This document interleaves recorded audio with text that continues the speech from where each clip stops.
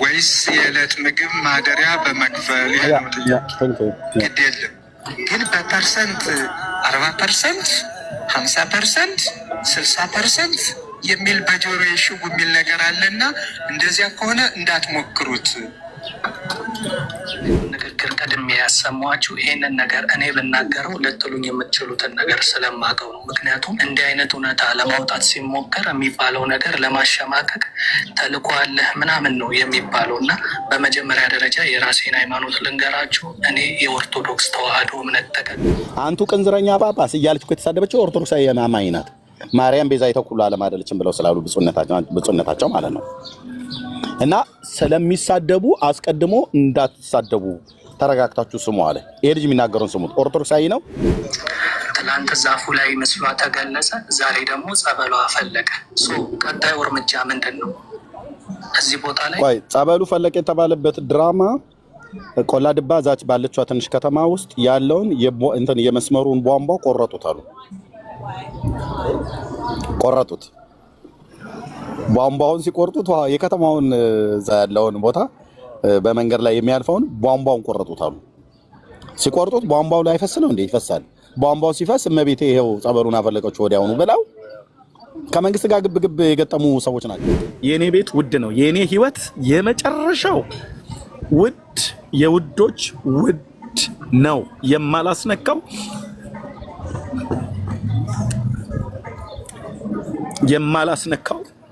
የማልቀልድበት ሰዎች ሲቀልዱበት ያመኛል። በጣም ነው የሚያመኝ። እኔም ብቻ አይደለም ወንድሞቼን አቶቼን ሁሉ ጭምር። የኔ ቤት ውድ ነው።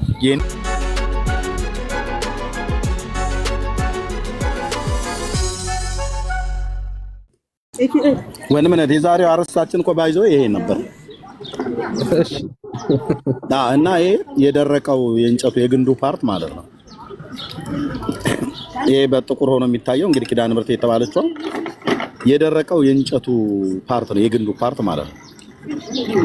እና ይሄንን በሌላ ፒክቸር ሳሳያችሁ እንደዚህ አድርጌ ቆይ ላሳያችሁ።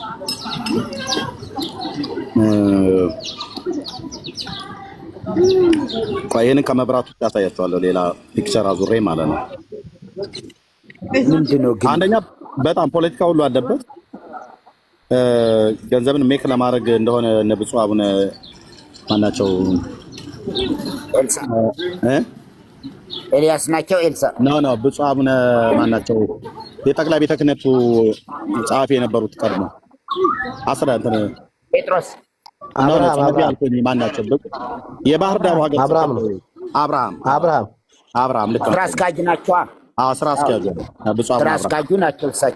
እሳቸው የተናገሩት አይነት ንግድ ነው የተደረገውና ይሄ እኔ አሮን ቤተክርስቲያኑ ስሙን ታስታውሱኛላችሁ ወይ? ቆሞስ ወይ መርጌታ ወይ አባናቲ ታስታውሱኛላችሁ? እዚህ ሰሜን መዘጋጃ ከፍ ብሎ ከአዲሱ ገበያ በስተቀኝ ወደ ውስጥ አንድ ቤተክርስቲያን አለ። ስሙን ማላስታውሰው ግን ሄጄ ነበር እዛ ቤተክርስቲያን ላይ ማርያም ጥድ ላይ ተገለጠች ተብሎ በሰሜን አዲሱ ገበያ ጋር ወደ በስተቀኝ በኩል ነው ወደ ውስጥ የሚገባው አዲስ አበባ ውስጥ ማለት ነው።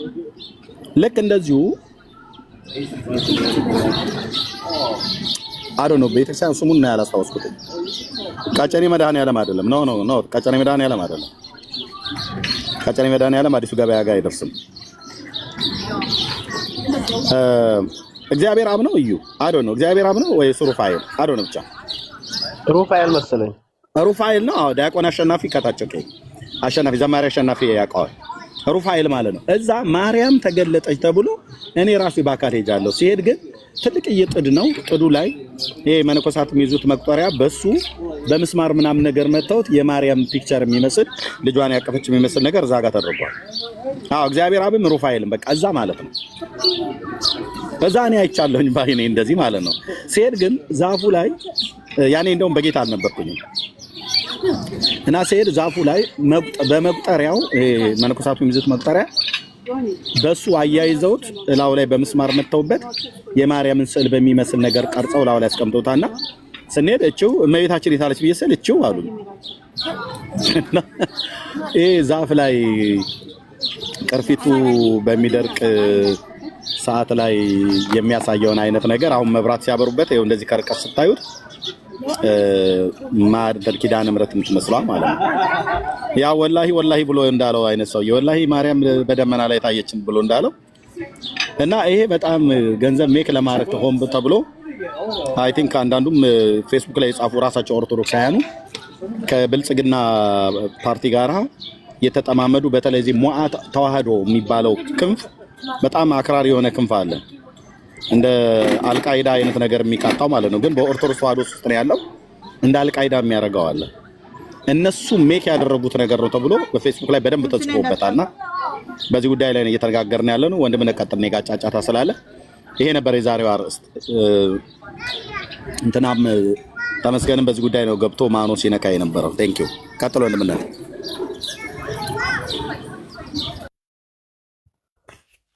እሺ ካላችሁ ነው ግቡና እንቀበላችሁ እስቲ ካላችሁ ነው እንቀበላችሁ። ኦርቶዶክሳዊ ከሆናችሁ ነው ግቡና እንግዲህ ተአምሩን ማለት ይሄ ተአምር ከሆነ ማለት ነው። ይሄ ተአምር ከሆነ ባይዘው እንደዚህ በሻዶ የሚሰሩ በጣም አሪፍ ልጆች አሉ። ቲክቶክ ላይ አሪፍ ልጆች አሉ። ባይዘው ይሄ በሻዶ እንደዚህ በጥላ ይሄ እንደውም ምንም ወንድነት አሳያለሁ እያለ ነበር። አንድ ሌላ ኢሜጅ አለ። ኦኬ በተቃራኒው በኩል ክሊር ነው። ምንም ኢማጂን ብታደርገው የማታገኘው አይነት ስዕል ማለት ራሱ ፒክቸር አሁን ሻማ አብርተውበት ነው። በዛኛው በተቃራኒው ሳይድ ላይ የተነሳ ፎቶ አለ እና ክሊር ነው ያስታውቃል። አንለስ አዘርዋይስ ሌላ አጀንዳ ይዘ ህዝቡን እያታለልክ የሆነ ነገር ለመቀበልና የሆነ ነገር ለማስደረግ ካልፈለክ በስተቀር ክሊር ነው ስዕሉ። ምንም እንደዚህ የሚያደርግ ተአምር አድራጊ ሲጀምር እግዚአብሔር እንደዚህ አይነት ጨዋታ አይጫወትም። ብራዘር እንደዚህ አይነት ጨዋታ የሚጫወት አምላክ አይደለም። ኪዳነ ምሕረት ደግሞ ተአምር አድራጊም አይደለችም። ብራዘር ማለት ኪዳነ ምሕረት የምትባልም የለችም። ኦፍ ኮርስ እሱ መስተካከል አለበት። እንደዚህ ተአምር የምታደርግ ማርያም የለችም። ብራዘር ማለት ክብር ይኖራችሁ አትሊስት እስቲ ለማርያም እንደው የምታደርጉትን እንኳን ድራማ በተሻለ መልኩ ማድረግ ብትችሉ። በጣም የሕፃን ልጅ ጨዋታ ነው የሚመስለው እውነት ለመናገር እና ፕሊዝ የእሱ ወንድምነት ይኸውልህ ያለ መብራት ይሄ ነው። ያለ መብራት ይሄ ነው። ይሄንን እንግዲህ እንደኔ ገጠር ያደጋችሁ ከተማ የሚያደጋችሁ ከተማ ውስጥ አዲስ አበባ ሀገራችን ዛፎች ስላለ ማለት ነው። በተለይ ደግሞ ገጠሪቱ አካባቢ ላይ ያደግን ሰዎች በደንብ እናውቀዋለን። ዛፎች ከአንድ በኩል ሲላጡ ወይ በሆነ ጊዜ የሆነ ጉዳት ሲደርስባቸው በእሳት መቃጠል ወይ ደግሞ ቅርፊታቸው ከተላጠ ወይ በመጥረቢያ ከተቸፈቸፉ ሊቆረጡ ተሞክረው ግን ያልተጣሉ ካሉ እና በዛው ላይ እድገታቸው ከቀጠለ እንዲሆናሉ። ያለ መብራት ስታየው ልክ እንደ ነገርየው ማለት ነው። ነገርየውን እዚህ 3 አገልጋዮች ስላሉ አባናት ያለ ቆሞስ አሉ፣ መርጌታ አሉ። ነገርየውን ያልኩት ታቦት ተብየው ማለት ነው።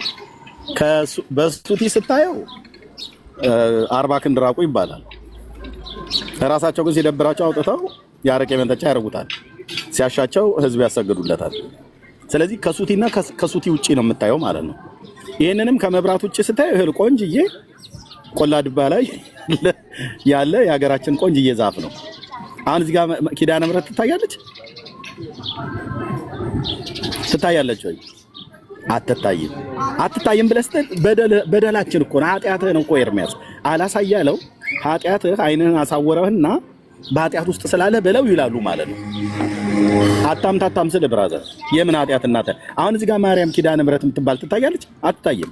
ታዲያ ምንድን ነው እርጥብ የሆነው ፓርት? ይኸው የዛፉ ቅርፊት ያለበት እና ዛፍየው ስር 2 አይነት ከለር ያበጀበት እርጥቡ ክፍል ቅርፊት ያለበቱ እና ቅርፊት የሌለበት ደግሞ የውስጠኛው ክፍል ማለት ነው። አንተ ታያቸዋለች እዚህ ጋር ማርያም ኪዳነ ምሕረት እቺን ይኸውልህ ምን አደረጉ? ጫወታው እናቱ እኛ እኮ ነን የፈዘዝነው። እኔ ነኝ በተለይ እኔ በጣም ፈዝጃለሁ አልኩ። በኢትዮጵያ ሕዝብ ላይ ያልነገድኩት እኔ ብቻ ነኝ። በኦርቶዶክስም ሆኜ ሳልነግድ የወጣሁት እዚህም ጴንጤው ጋር ንግድ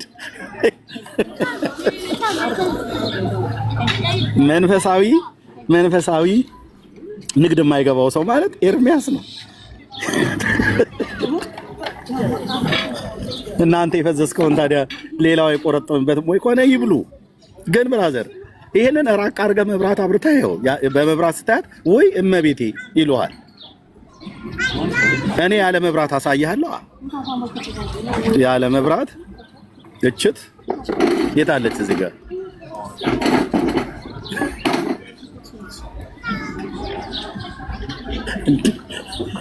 በዛፍ ላይ ተገለጠች፣ በደመና ላይ ታየች፣ ማርያም ቤተክርስቲያን ላይ ታየች፣ ቅርፊት ላይ ተጣብቃለች፣ ቅጠሉ ላይ ተንጀርጋለች እያለ ይሄንን ህዝብ ይቀፍሉታል አልኩ ብራዘር።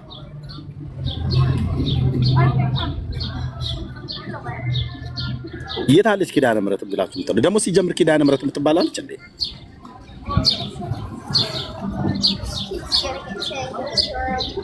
ነገርየውን የሆነ ነገር አብርተህ እመቤቴ ትመስላለች ብለህ በሌሊት ስታሳይ ይሄ የደረቀው ፓርት በመብራት ሲያሳዩት እንደዚህ ሆነ። አየህ፣ ከርቀት ሆኖ ሲያዩት ይታያል። ራቅ አድርገህ ስታየው መብራት አበሩበትና ራሳቸው ሻማ ለኩሰው ይኸው መብራቷ ሁሉ አይታያችሁም? እየነደደች ነው ይልልሃል። ያልሄደ ህዝብ የለም አሉ እዛ።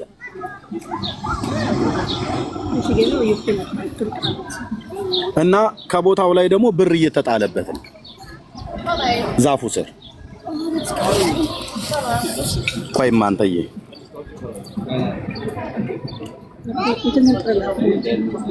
ብር እያስጣሉ ነው። የቱ ጋር ነበር አንድ ቪዲዮ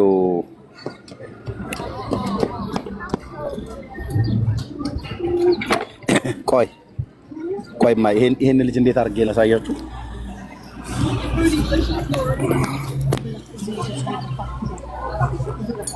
ያ ወደዚህኛው ለዙር ይማማ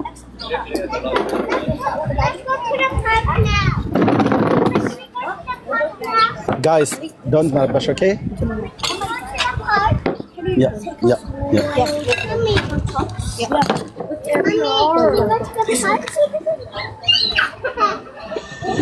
No. Okay. ስልክ ከደወልኩ አንሱ። ኦኬ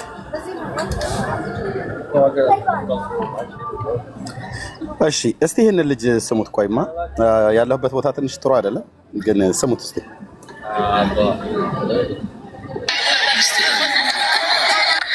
እባካችሁን ከስድባችሁ፣ ከወቀሳችሁ፣ ከዝልፊያችሁ በፊት ልናገር የፈለግኩትን ነገር እስከ መጨረሻ መስማት ግዴታችሁ ነው። ከዛ በኋላ የፈለጋችሁትን ነገር ማለት ትችላላችሁ።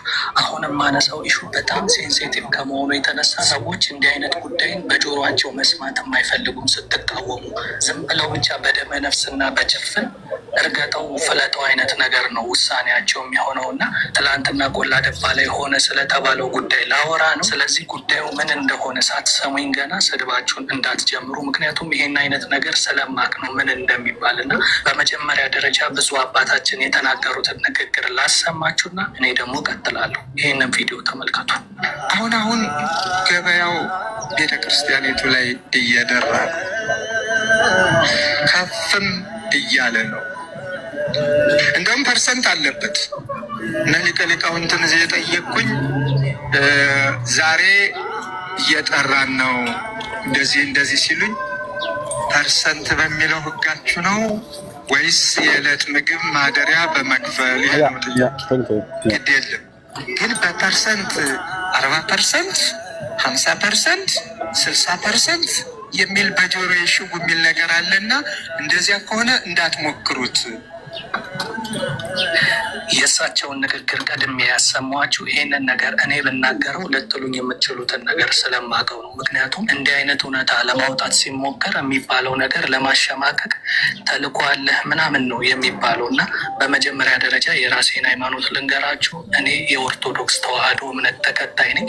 የምናገረውም ነገር ስለ ሰው ሃይማኖት ስላይሆን ስለ ራሴ ሃይማኖት ነው። እንደበበሉ ቆይ ምን አለ? እንዳትሰድቡኝ ብሎ በልመና ነው የጀመረው። ለምን? ኦርቶዶክሳውያን ስለሚሳደቡ ማለት ነው። እና እባካችሁ እንዳትሰድቡ ሳሰሙ ነገሩን ብለው የጳጳሱ ንግግር አሰማና ኦርቶዶክሳዊ ነው ፈርቶ ማለት ነው። ምክንያቱም አሁን እውነትን የምትናገር ከሆነ ወጣቱን፣ ሽማግሌውን፣ ጳጳሱን፣ ቆሞሱን፣ መርጌታውን፣ መነኩሴውን፣ ፓትርያርኩን ይሰድቧል። ራሳቸው ይሰድቧል።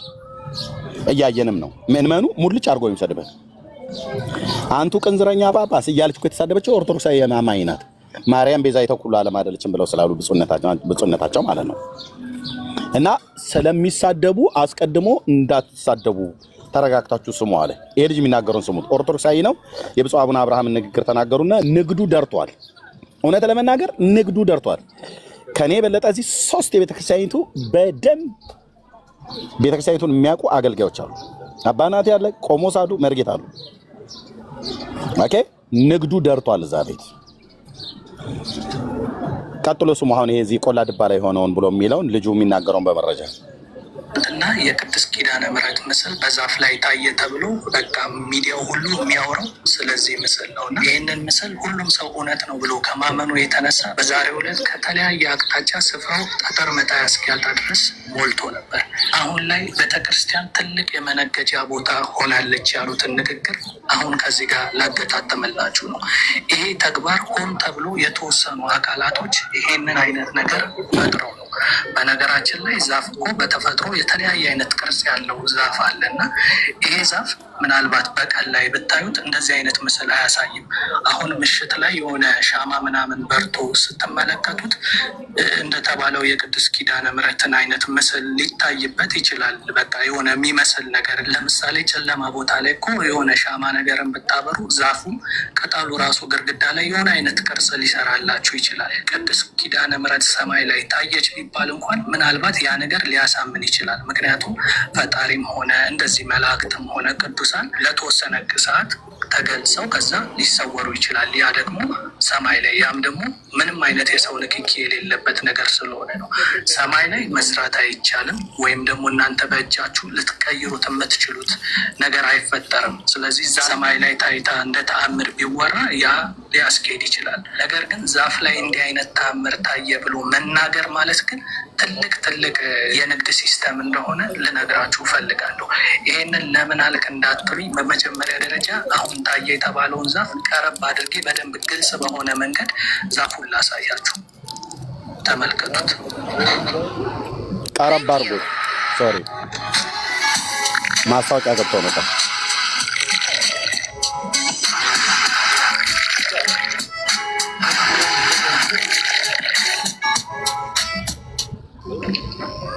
ለበባሉ ቀረብ አድርጎ ነው ያሳየው።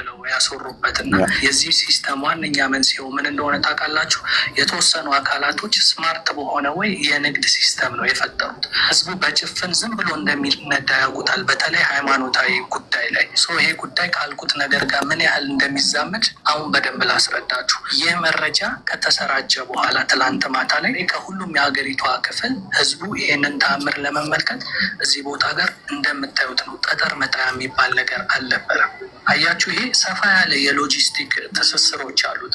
አሁን ሰው ወደዚህ ቦታ ለመምጣት እንግዲህ ከየአቅጣጫው ትራንስፖርት በሚይዝበት ሰዓት ያ የቢዝነስ አይዲያ ነው።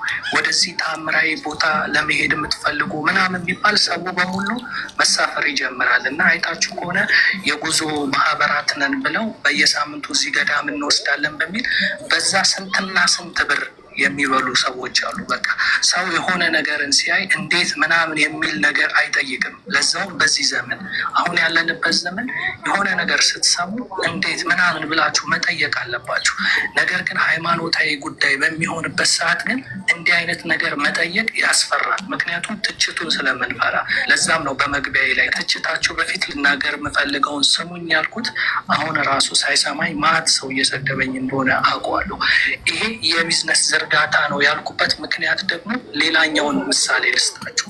ትላንትና ይሄ ተአምር ታየ አይደለም? ዛሬ ላይ ደግሞ ምን እየተባለ እየተዘገበ እንደሆነ ላሰማችሁ። ይህንን ቪዲዮ ተመልከቱ። እጅግ አስገራሚ ነው። አስገራሚ ጸበል መፍለቁ እየተገለጸ ይገኛል። ትናንት ማታ በጎንደር በምስራቅ ደንቢያ ወረዳ ቆላድባ ከተማ በዋርካው ላይ እንግዲህ የታየው የቅድስት ኪዳነ ምሕረት ተአምራዊ ምስልም በርካቶችን እያነጋገረ ነበረ። አሁን ደግሞ እንግዲህ ሌላ እጅግ የሚያስገርም ተጨማሪ ተአምር መከሰቱ ነው እየተነገረ የሚገኘው። የኪዳነ ምሕረት ምስል በታየበት በዚህ በዚያው ስፍራ እንግዲህ በአሁኑ ሰዓት አስደናቂ ትላንት ዛፉ ላይ ምስሏ ተገለጸ፣ ዛሬ ደግሞ ጸበሏ ፈለቀ። ቀጣዩ እርምጃ ምንድን ነው? እዚህ ቦታ ላይ ቆይ ጸበሉ ፈለቀ የተባለበት ድራማ ቆላ ድባ ዛች ባለችዋ ትንሽ ከተማ ውስጥ ያለውን የመስመሩን ቧንቧ ቆረጡት አሉ። ቆረጡት። ቧንቧውን ሲቆርጡት የከተማውን እዛ ያለውን ቦታ በመንገድ ላይ የሚያልፈውን ቧንቧውን ቆረጡት አሉ። ሲቆርጡት ቧንቧው ላይ አይፈስ ነው እንዴ? ይፈሳል። ቧንቧው ሲፈስ እመቤቴ ይሄው ጸበሉን አፈለቀችው ወዲያውኑ ብለው ከመንግስት ጋር ግብግብ የገጠሙ ሰዎች ናቸው። ቧንቧውን አፈንድተውት ወገን የተቆረጠ ቧንቧ ዱርዬ ልካው ቧንቧውን የከተማውን ቧንቧ ቆርጠው ያው እመቤቴ ወዲያው ታምራቷ እኮ ወዲያው ነው ከተፍ ያለ ፀሐይ ሳይጠልቅ ነው የምታደርገው ብለው ህዝባችንም ማለት ነው። እና ወደ ኦርቶዶክሳውያን ናቸው እየተቃወሙ ያሉት። ቤተክርስቲያን ይገንባ ይባላል። ከዛስ እነዚህ ይሄንን ሀሳብ ያመነጩ አካላቶች ብር አዋጡ ይሉናል ማለት ነው። እነማንን? እያንዳንዳችን ኦርቶዶክሳውያንን። ከዛ ምን አይነት ሼም ያስይዙናል? እንዲህ አይነት ተአምር ለታየበት ቦታ ገንዘብ አለማዋጣት ማለት በሰማይ ያስጠይቃችኋል ሁሉ ሊሉን ይችላሉ አጠያየቃቸው ላይ። ከዛ ደግሞ እኛ በተፈጥሯችን ፈጣሪን እንፈራ አይደለ? ገንዘብ ማዋጣት እንጀምራለን። በመግቢያ ላይ ያሰሟችሁ ቃል በቃል እኔ አይደለም የተናገርኩት፣ ብዙ አባታችን ፓትርያርኩ የተናገሩትን ሰምታችኋል አይደለ? ቤተክርስቲያን ትልቅ የመነገጃ ቦታ ሆናለች ነው ሲስተሙን የዘረጉት። በቃ ይሄንን ዛፍ እንዲህ ብለን እናስወራበት፣ ከዛ ህዝቡ ደግሞ በጨለምተኝነት ግር ብሎ ይመጣል ብለው አሁን የመጀመሪያ የቢዝነስ አይዲያቸውን ዘርግተዋል። ብዙ ሰው ወደዚህ ቦታ በሚሄድበት ሰዓት እንግዲህ የጉዞ ማህበራት አዘጋጅተው ያስዱታል ይሄንን ሰው ማለት ነው፣ ይሄንን ገንዘብ። ከዛስ ቤተክርስቲያን ደግሞ ይሰራ ይባልና ደግሞ አዋጡ ይባላል። ገና ከአሁኑ የተጀመረውን ነገር እዚህ ዛፍ ስር ምን ይታያቸዋል? ተመልከቱ። ገንዘብ ያል ይታያል። ወይት ፖዝ ላድርገው። ይታያቸዋል። እዚህ ጋር ጫላው ወይት ይታያቸዋል። ተመልከቱ። ያውጭት ብር የኢትዮጵያ ብር በእውነት ቀሱ ያለበት ጋር ገንዘብ እየተዋጣ ነው። ዛፉ ስር እየተደረገ ያለውን ገንዘብ ኪዳነ ምሕረት ናት የምትወስደው? ይህን ጥያቄ እስኪ በግልጽ መልሱልኝ። ይህን ብር ኪዳነ ምሕረት ናት የምትወስደው? ማን ነው የሚወስደው? ይህን ብር ሰዎች ናቸው የሚወስዱት። ለምናቸው? ለግል ጥቅማቸው። በቃ ኃይለኛ ንግድን የተያዘው ነው ብላችሁ እና ህዝቡም ደግሞ እንዲህ አይነት ነገር አይጠይቅም። ቅድም ባልኳችሁ መሰረት በጣም ይፈራል ማለት ነው። ይሄ አንድና አንድ የሚታይ ነገር ነው። በቃ ሆን ተብሎ የተዘረጋ ሲስተም ነው። ብር የሚወሰድበት አይነት ሲስተም ነው። እንግዲህ በየሶሻል ሚዲያው ላይ ከዚህ በፊትም ታያላችሁ። የሆነች ገዳምን ያሳዩና በጎጆ ቤት ትልልቅ አባቶች መናኞች፣ በቃ አለማዊ ነገር በቃን ያሉ ሰዎች የአማረ ቤት ፎቅ ቤት ወይም ደግሞ በግንብ የተሰራ ነገር የማይመቻቸው በደሳሳ ጎጆ ውስጥ ሆነው ፈጣሪያቸውን የሚያመልኩ ሰዎች አሉ። እነዛ ሰዎች 5 ሳንቲም ከሰው የሚጠብቁት ነገር የለም። ምግባቸውን እንኳን የሚያዘጋጁት እዛው ጫካ ውስጥ የሆነች ነገር እየዘሩ ለሆዳቸው ብለው ሳይሆን የሚበሉት እንዳይረባቸው ያህል እንጂ። በቃ ባጭሩ ልጁ እያለ ያለው እዛ ቦታ ላይ እየተደረገ ያለው ንግድ ነው እያለ ንግድ ነው። እውነት እኔ ሌሎቹ እንደዛ አድርገው እንደሆነ አይደለም። እኔ ብቻ ነኝ ኢየሱስ ጌታ ነው ብለው ጴንጤዎቹ ሲነግሩኝ ጌታ ይሻለኛል ብዬ ባዶ እጄን ስንኮኮ የወጣሁት ከኦርቶዶክስ እኔ ነኝ። የድርሻዬን እንኳን ሳልበላ ማለት ነው። የበላሁት መክፈልትና ሰንበቴ ነው። ከዛ ውጭ እኮ ስንት እኮ ብር እኮ ልብላ ብለህ ካልክ ቤቱ የሚበላበት ቤት እኮ ነው አልኩ። በጣም የሚታጨድበት ቤት ነው። አዝመራው ደርሶ የኔ አዲስ አበባ ወፋፍራም ሴት ሁሉ ዳራ ሲዘህ በደንብ አድርገህ አይመር ኩኪ ብለህ ብትል ኮከብ ቁጥር ብለህ ብትል ፈነዳ ብለህ የሆነ ነገር አፈንድተህ እመቤት የወረደች ብለህ ዛፍ ላይ የሚሆን ምንድነው ቅርንጫፍ ላይ ይሄው እያያችኋት ብለህ ብትል ያምኑሃል። አይ አትታየንም ለኛ ብለህ ብትል ሱባኤ ግቡ ኃጢአታችሁን አላሳያለቻችሁ ብለህ ብትል ህዝቡ ያምናል። እና እኔ ብቻ ነኝ ባዶ እጄን ስንኮኮ የወጣሁት ነው ብዬ ከዛ ቤት ልማታዊ ባለሀብት ሳልሆን የወጣሁት እኔ ነኝ። እውነቴን ልንገርህ የአያቴና የቅድመ አያቴን ድርሻ እንኳን ይዤ መውጣት ነበረብኝ። ከበላሁት ዘኬና ሰንበቴ ውጪ ሌላ ማቀው ነገር የለም። ስቀድስ ከበላሁት ጥርስ ፎራ ውጪ ሌላ ማቀው ነገር የለም። ተረፈ መስዋዕት ማለት እንዲሁ ይኸውልህ በቃ ጌታ ይሻላል ሲሉ እና ሰው ግን እንደዚህ ይኸውልህ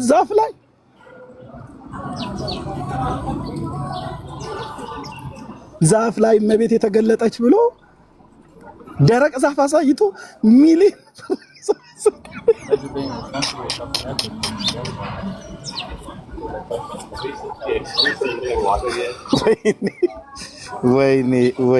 ወይኔ አገሬ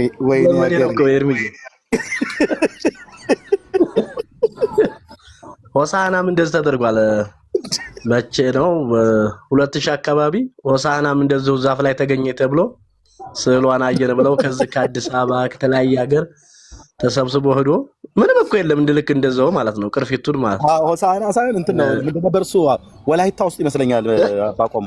ወደ ወላይታ ወደ ሆሳዕና አካባቢ ማን ነበር? ቆይ ስሙን ጥሩልኝ። ማርያም ከሚካኤልና ከገብርኤል ጋር አባናት ያውቃሉ እሱን ቦታ አይ ቲንክ ይመስለኛል። እሱን ሰምቻለሁ። ቦዲቲ አስታውስኩት። አዲስ አበባ ደግሞ መስቀል ወረደ ብለው አዲስ አበባ መስቀል ወረደ ተብሏል። አንድ ወቅት ደግሞ እኔ ቆይ ምን ወረደ ብል ነው አሁን ኦርቶዶክሳውያኑ እንዲህ አይነት ነገር ሊያደርጉት?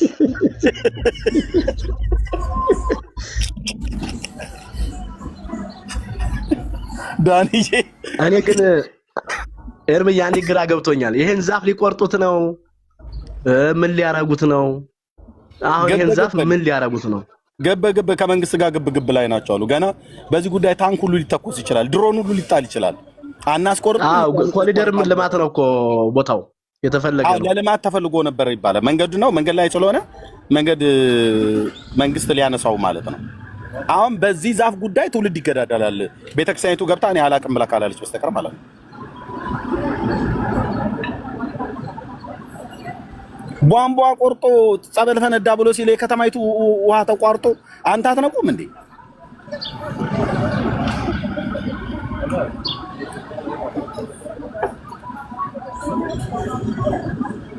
እና ይሄንን እያሉ ነው ወንድምነት። ቀጥሎ ሌሎችም እንዲናገሩ ድል ስጥ።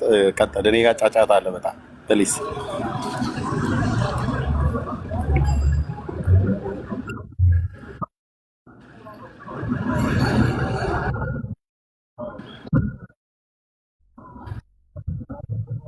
ከዚህ ቀጣዩ ምንድነው? አይነ ስውር ነበረችና ጸበሉ ስትጠመቅ ዳነች። የካንሰር በሽታ ነበረባት። አሁን ከካንሰር ደግሞ ተፈወስኩ የሚሉ ሴቶች አሁን ተሰልፈው ይመጣሉ። ከሰንበት ትምህርት ቤት ስልጠና እኮ በጌታ አየናቸው እኮ ዛሬ እኮ አየናቸው። እየተለቀቀ ነው። አይን በራልህ አይደል? ሁለቱም አይን ነው አይደል እየተባለ እኮ ዛሬ እኮ አየን እኮ ብዙ ቪዲዮ። በደንብ የተለመደ ድራማ ነው ይሄ። የተለመደ ደላሎች እኮ አሉ። አርሴማን የፈጠሯት ደላሎች እኮ እስከ አሁን ድረስ ሆቴል እኮ ሰርተዋል ሁለቱም። መርጌታ ኧረ የሆነ ነገር እናድርግኛም እዚህ ህዝቡ ሐሰተኛ ሆቴል ሰርተዋል። ዝም ብለን በቃ ታወት ከሰማይ ወረደ። ያ ቆሞስ አንድ ሶስት ታቦት አላቸው እና እነሱን ዝም ብለን ከሰማይ ወረዱ እንበል። ዝም ብለን እንዴ እኛ እዚህ ኢየሱስ ጌታ ነው እያልን አይን መሸፈን ነው እኮ። ኧረ አይኔን ጎዳኝ፣ አይኔን እንትን አለኝ፣ አቃጠለኝ ምናምን ካልክ ሁሉም እኔም ይላል።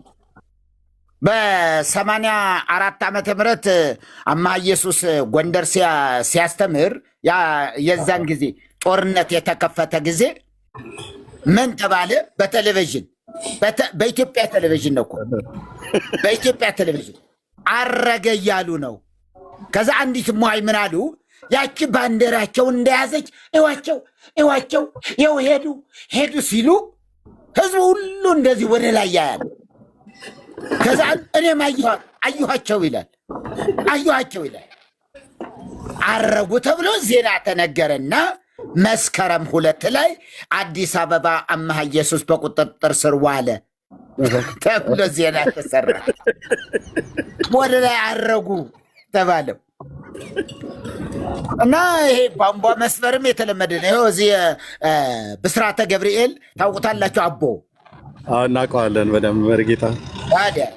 ወደ ታች አካባቢ የሐሰተኛ ነቢያትና የሐሰተኛ ባህታዊ ዘጋቢ ሆነን እንቀር። የሆነ ነገር ማድረግ አለብን እኛ። በጣም ምን እናድርግ እናንተ? አሁን እኮ ከልካይ መንፈስ እኮ ተሰጠን እንዳንዋሽ እንኳን እንዴ። ሆዴ ባሰው ካለ ከኔ ጋር ይተባበረኝ እንዴ። ይሄን ዝም ብዬ ቆሜ የማይበት ምክንያት የኢትዮጵያ ሕዝብ እንደዚህ የደረቀ ዛፍ አሳይተው እመቤቴ ብሎ ሚሊዮን ብር የሚጥል ከሆነ አትጠራጠረኝ፣ አገሬ እገባለሁ እንዴ። ጓንዴና ምንሽር እንኳን ባላነሳ በቃ ይኸው ወረደ ሚካኤል ብዬ በቃ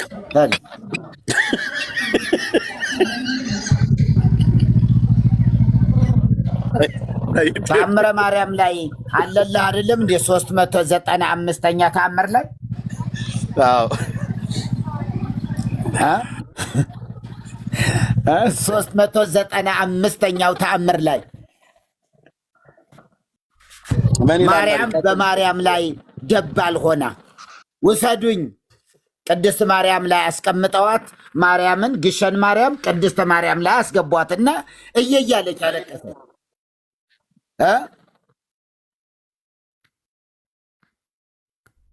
ድምፅ ሰማሁ ልበል።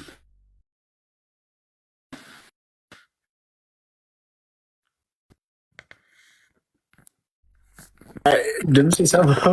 ከኔ ጋር ናችሁ? አለሁኝ ድምፅ ሰማሁ። አያዋጣም። እንትን ነው አየው ነው ስዕል አየው ነው የሚሻለው። ድምፅ ሰማሁማ። ይህ ማርያም እኮ ናት። ያውቃሉ ፓስተርም 195ኛ ተአምር ላይ ጽፏታል። ገጽ 2030 ላይ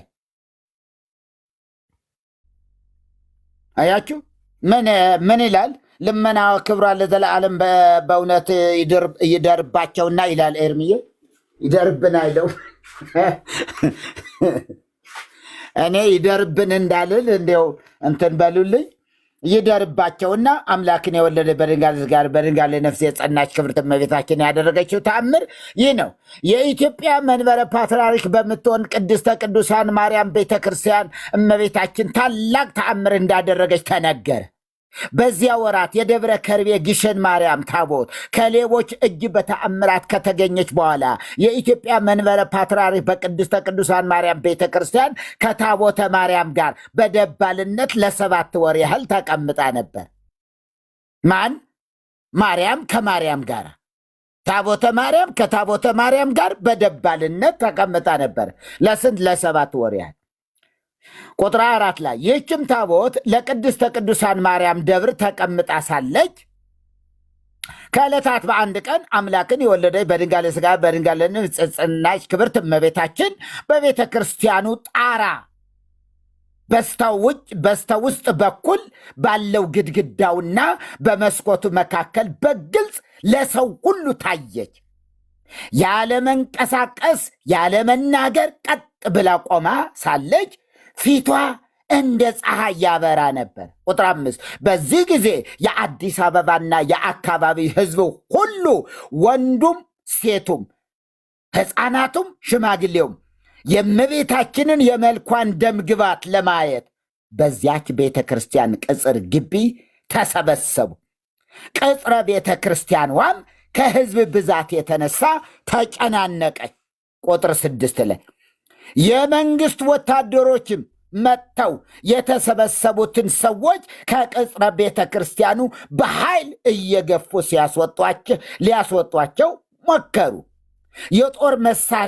በጦር መሳሪያም አስፈራሯቸው። የተሰበሰቡት ሰዎች ግን አንወጣም ብለው በወታደሮች ላይ በረቱባቸው። ቁጥር 7 ሰዎቹ ሁሉ ወደ የቤታቸው ሳይሄዱ በዚያ አደሩ። አምላክን የወለደች በድንጋሌ ሥጋ በድንጋሌ ነፍስ የጸናች ክብርት እመቤታችን የተአምራቷ ኃይል እስኪገለጥ ድረስ እህል ውሃ ሳይቀምሱ በፍጹም ልብ ሆነው በቀንና በሌሊት ይጸልዩ ጀመር። ማን? የአዲስ አበባ ሕዝብ በሙሉ።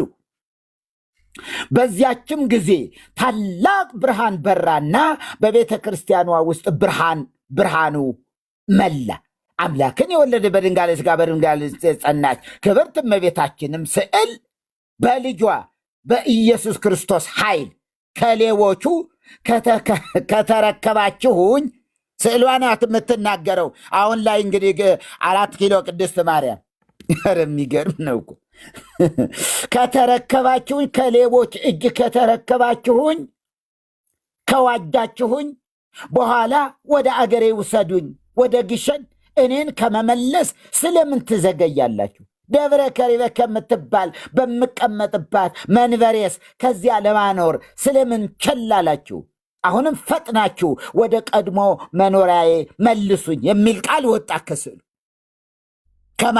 ማርያም አልቀመጥም አለች። ከዚችኛዋ ከ4 ኪሎዋ ማርያም እኔ አልቀመጥም፣ እኔ ግሸን አገሬ ልመድ። ማን? ማርያም። ኧረ ስንቶቹ ማርያሞች ናቸው! በዚያን ጊዜ በዚያ በተሰበሰበው ሕዝብ ሁሉ ዘንድ ታላቅ ደስታ ሆነ። የቤተ ክርስቲያኗ አካባቢ ሁሉ በእልልታ በሆታ ሞሏል። በማግስቱም ይህን ተአምር ሰምቶ የኢትዮጵያ ርዕሰ ሊቃነ ጳጳሳት ፓትርያርክ አባ ጳውሎስ ከብዙ ጳጳሳት ጋር መጣ። እዚያው ነው እኮ ያሉ። ከሌላ አገር የመጡ አስመሰለው እኮ። ወይኔ ቅዱስ ፓትርያርክ ርዕሰ ሊቃነ ጳጳሳት ፓትርያርክ አቤት ሳገደሉ እኮ በርጌታ መጣ። ፓትርያርክ ከብዙ ጳጳሳት ጋር መጣ። የሀገሩ ታላላቅ ሰዎች፣ የደብረ አለቆች፣ ሊቃውንትም ሁሉ፣ ቀሳውስትና ዲያቆናት እንዲሁም በአዲስ አበባ ከተማ አካባቢ ያሉ የክርስቲያን ወገኖች ሁሉ እንዲሰበሰቡ ትእዛዝ አስተላለፈ። ማን? ፓትርያርኩ። የሚገርም ነው። ዛሬ እዚህ 4 ኪሎ እኛ ባለንበት እኛ ሳንሰማ ድፍን የአዲስ አበባ ሕዝብ ተሰብስቦ ኤርሚ ሳይሰማ ያው ቀዳሽ ነበር የዛን ጊዜ። ኧረ የሚገርም ነው። እና ትእዛዝ አስተላለፈ ፓትርያርኩ። አባ ጳውሎስም በአዲስ አበባ ከተማ ለሚገኙ አብያተ ክርስቲያናት ትእዛዝ ባስተላለፈ ጊዜ የአገሩ ታላላቅ ሰዎችና ክርስቲያኑም ሕዝብ ሁሉ ተሰበሰቡ። ካህናቱም መዘምራንም ሁሉ ድርብ ለብሰው የብርና የወርቅ የጸናጽል መቋሚያ ይዘው መጡ። መነኮሳቱም ቀሳውስቱም ዲያቆናቱም ሁሉ ነጭ ሐር ለብሰው ካባ ላንቃ ደርበው በራሳቸውም ላይ የብርና የወርቅ አክሊል ደፍተው የብርና የወርቅ ጥና መስቀል ይዘው ከዚያ የኢትዮጵያ መንበረ ፓትርያርክ ተብላ በምትጠራው በቅድስተ ቅዱሳን ማርያም ቤተ ክርስቲያን ተሰበሰቡ። መላው ሕዝብ ነው እኮ እናንተ አዲስ አበባ እኮ አይችለውም። ከዚያ በማሕሌት በሰዓታት በልዩ ልዩ ዝማሬ እግዚአብሔር ሲያመሰግኑ አድረው ነበርኩ እኮ አዲስ አበባ ነበር። የለም እንደዚህ አይነት ነገር ውሸት። አያችሁ፣ ተአምረ ማርያም የተጻፈው በዚህ ነው። እንዲህ ነው ሰው የተሰበሰበበት አዲስ አበባ። ሕዝብ አልሞተም እኮ አሁንም እኮ አለ ሰው። እና ምን አለ? የግሸን ማርያምን ልብ በሉ ትናንት ነበርኩ እኮ። የሚገርም ነገር ነው። ከዚያ በቃ እንደዚህ የግሸን ማርያምን ታቦት አንግሰው በታላቅ ክብር አክብረው ወደ አገሯ ወደ ግሸን በታላቅ ክብርና በፍጹም ደስታ ሸኟት። ከዚያም በኋላ የኢትዮጵያ ርዕሰ ሊቃነ ጳጳሳት ወፓትርያርክ አባ ጳውሎስ ከሌሎቹ ሊቃነ ጳጳሳትና ኤጲስቆጶሳት እንዲሁም የአገሩ ታላላቅ ሰዎችና ብዙ የሆነ የአዲስ አበባ ከተማ ሕዝብ ታቦቷን አጅበው ከታቦቷ ጋር አብረው ወደ ግሸን ሄዱ። ማንም ሄደ የለም። ከዚያም የግሸን ማርያም ሊቃውንትና የአገሩም ታላላቅ ሰዎችና ሕዝብ ሁሉ በታላቅ ክብርና ደስታ ተቀበሏትና ታቦቷን ወደ ጥንት ቦታዋ በክብር አስገቧት። በዚያም ዕለት በመላ ኢትዮጵያ አውራጃዎች ሁሉ ታላቅ ደስታ ሆነ። እንዲሁ አባ ሰምተው ነበረ። እዛ ዝቋላ ሆነው ታላቅ ደስታ በየአውራጃው ተደረገ በመላ ኢትዮጵያ አውራጃ። እዚህ እንጨት ተገኘ ተብሎ ተደረገ ደስታ። ማናውቅስ ተፈስሒ ማናውቀው ታቦት ትናንት ባለፈው ሳምንት አካባቢ እንደዚህ እና አግኝታቸው አንዱ ጋር እየተነጋገር ነበረ። አንድ ካህን ናቸው እና ቤተ ክርስቲያናችን 7 ታቦታትን ድርብ አስገብተናል አሉ። አቤት አይ አተራረክህ መጽሐፉ ታምረ ማርያም ላይ ተጻፈው ልክ ክብረ ነገሥት ላይ ታቦተ ጽዮን መጣ ተብሎ በተባለ አቤት ኤርምዬ አይሰማህም?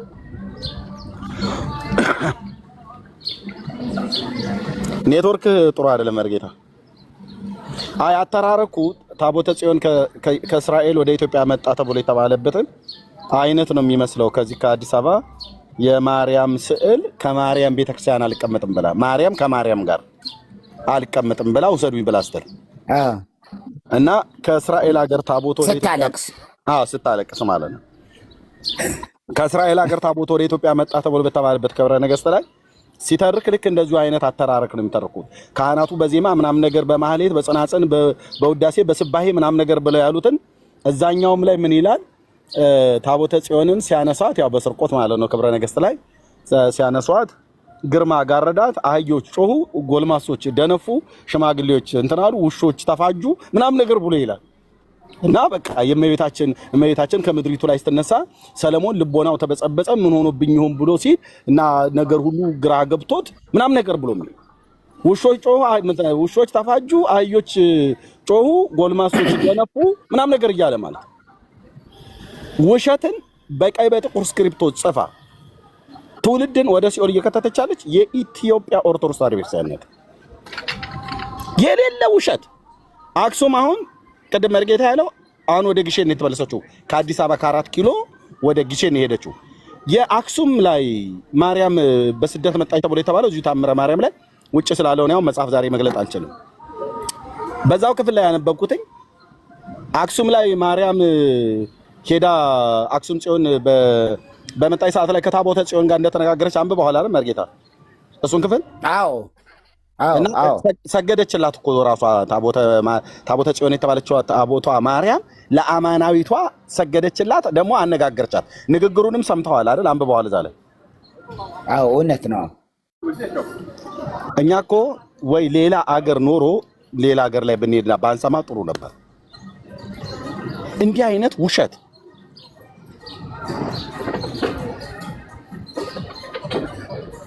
ማርያም ከማርያም ጋር አልቀመጣለች ብለው ውሸት።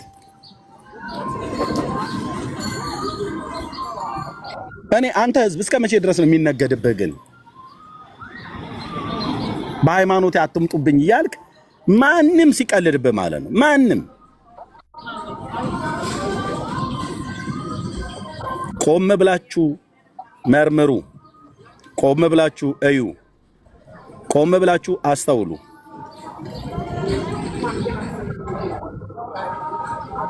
ይሄ በአዲስ አበባ ህዝብ ውስጥ የሚታወቅ ነው አይታወቅም? አሁን አቡነ ጳውሎስ ያለው ፓትርያርኩ ነው አይደል መርጌታ? አዎ። እንግዲህ ይሄ ታምር ተደረገ የተባለው በኢህአዴግ ዘመን ነው ማለት ነው፣ እሳቸው ሳይሞቱ በፊት የተደረገው 4 ኪሎ ነው። 4 ኪሎ እንዲህ አይነት የኢትዮጵያ ህዝብ ሁሉ የምድሪቱ ህዝብ ሁሉ አንዳች ሳይቀር መጥተው ያከበሩበት አለ። የማርያም ስዕል ተብሎ ወደ ግሼን ለመላክ ቀጥሉ መርጌታ።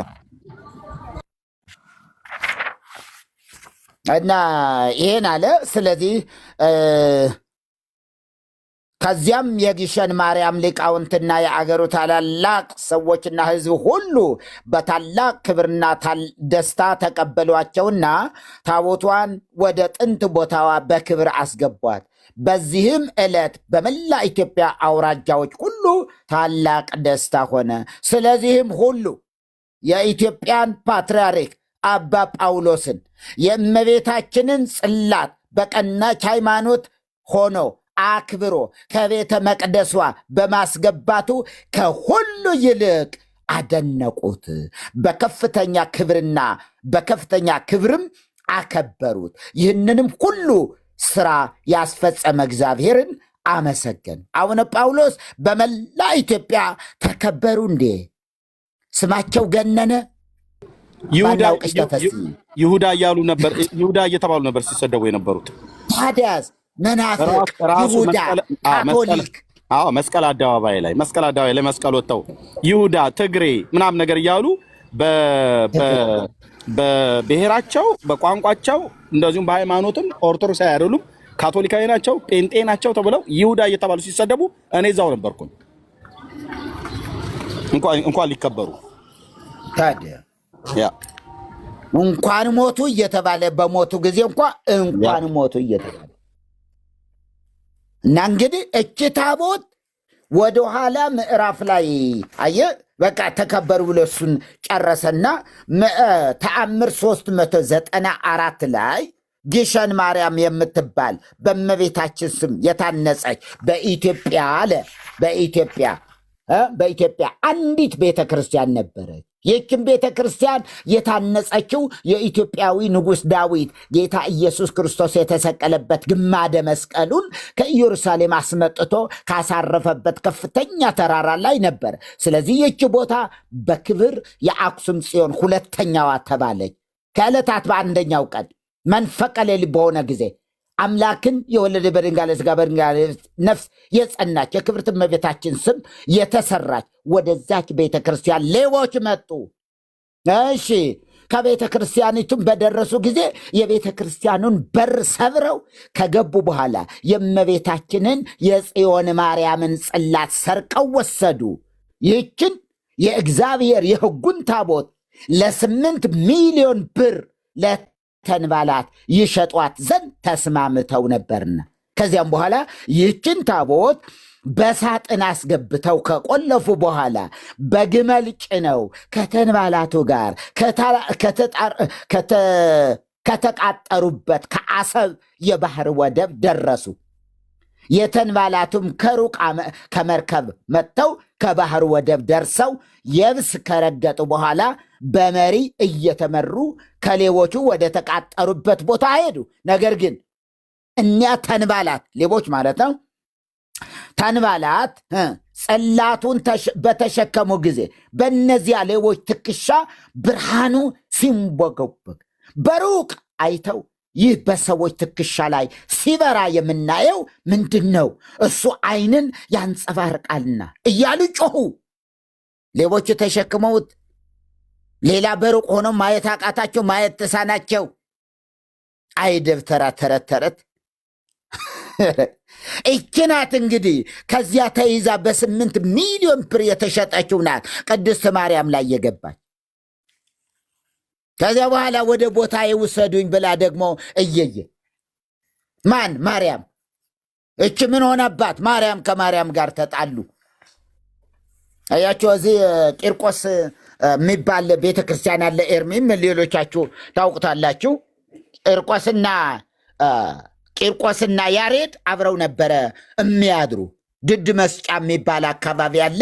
እታች ወርደው እዛ ነበረ የጥምቀት አብረው የሚያድሩ። በኋላ ሁለቱ እንትን አሉ። መጨረሻ ላይ አፌን በዳቦ አብሱ ይበሉ አሉኝ እኮ እናንተ በጌታ በኢየሱስ መርጌታ። መጨረሻ ላይ አፌን በዳቦ አብሱ ይበሉ።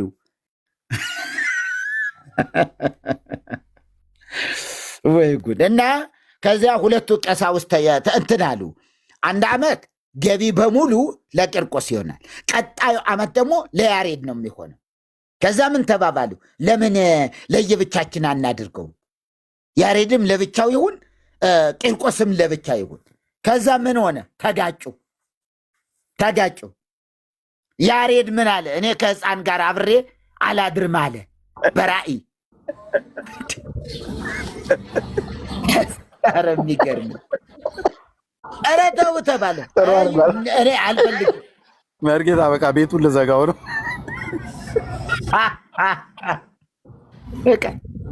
በዚህ ምክንያት የተለያዩ አሁን ታቦታቸው ተለያይቷል። በእኛ ጊዜ አሁን በቅርቡ ነው እኮ ሽማግሌ ከሕፃን ጋር አሁን ተለያይተው ነው። እኔ ከሕፃን ጋር አልፈልግም አለ። እዚህ 3 ዓመት ሕፃን ቂርቆስ የ3 ዓመት ሕፃን አይደል? አላደገ አክስት አጎቶቹ ለይቶ የማያውቅ ከወላጆቹ በቀር እንኳን የኢትዮጵያን ሕዝብ ሊያውቅ ቤተሰቡን ለይቶ ያላወቀ ሕፃን የሚቀልድበት ሕዝብ። ይሄ አይገርምም እንዴ? ንግሩ ስለተክሙ ለቂርቆስ እግዚእክሙ እየተባለ ጸሎታችሁን ለጌታችሁ ለቂርቆስ ንገሩት። ምን ጌታ ሆነ? ገና የ3 ዓመት ሕፃን አባባማማ ማለት ሳይማር ገና ሳያውቅ እንኳን የኢትዮጵያ ሕዝብ እዚያው አንጌቤን የሚባል አገር ጎረቤቱንም አያውቅም። እንኳን እናንተን ሊያውቃል ጎረቤቱን አያውቅም።